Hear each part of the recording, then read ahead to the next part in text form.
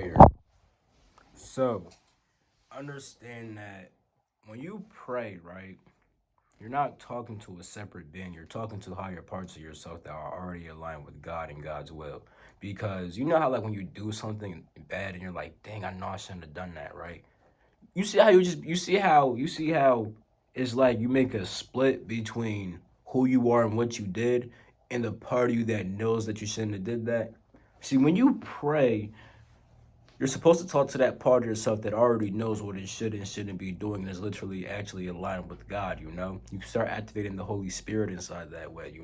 This is what prayer is actually for. Prayer is not necessarily an asking and begging process. It's more of a communion process. It's more you talking, to parts of you that are literally talking to God also. Because you need to understand that God can't just come straight down through you per se. He does that through the Holy Spirit. And by the way, God is not a he. It's just that, that's how God gets portrayed. But God is not a he. God's not a she. God is not a it. God isn't black. God isn't white. And in fact, you can't even see, hear, or touch God. You can only experience God. So with that being said, when you commune with these parts of yourself, right? It's like you're talking to that God void, nothing, something, everything, weirdness that you can't really describe. You're talking to that, and it's like you're sending its helpers down, and its helpers are coming to you, coming through you, channeling through you, and they doing things through you and stuff like that.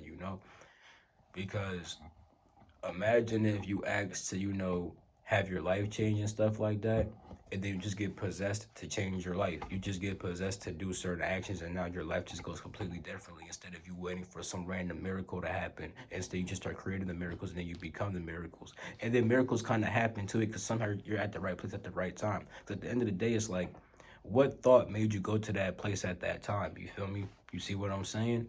It's not just that you prayed for it, right? And then something got sent to you per se. Yes, something got sent to you. A thought got sent to you that made you go somewhere, and that's how you was at the right place at the right time.